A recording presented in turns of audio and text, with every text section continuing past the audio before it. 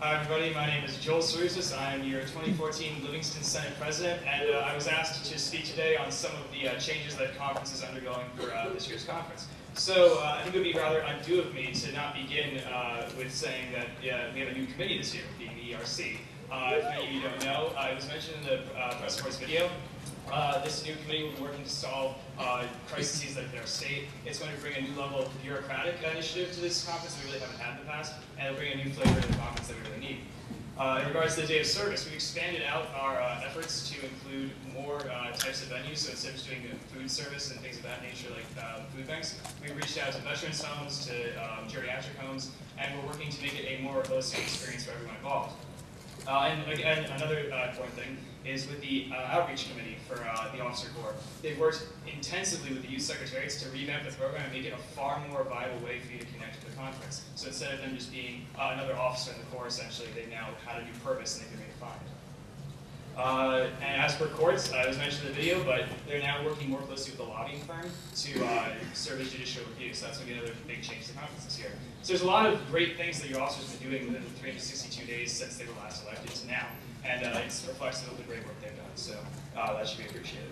In regards to specifics now, you may want to pull out your agenda for this and look at your schedule because there's a few clerical changes that need to be made.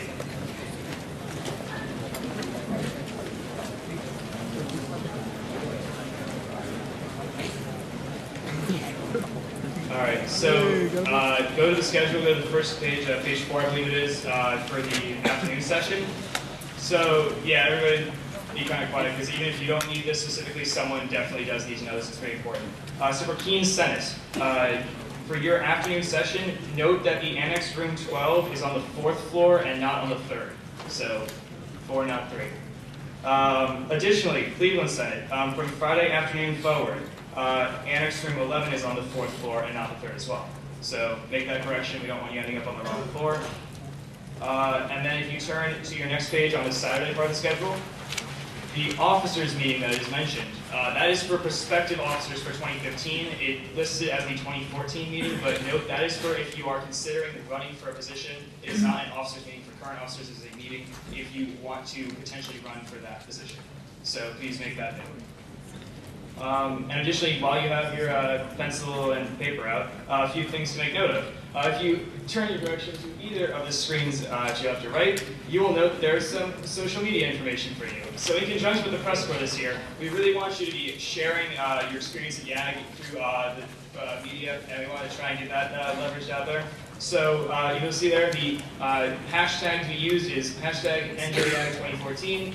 The Facebook URL is listed there for you, facebook.com/YMCANJYAG. The Twitter handle and Instagram handle are at NJYAG. So obviously tech policy is that you shouldn't be using technology during committee sessions, but in between, feel more than free to share these things, post them away. We want you to encourage it as long as you obviously follow the 4 core values and make sure it's appropriate.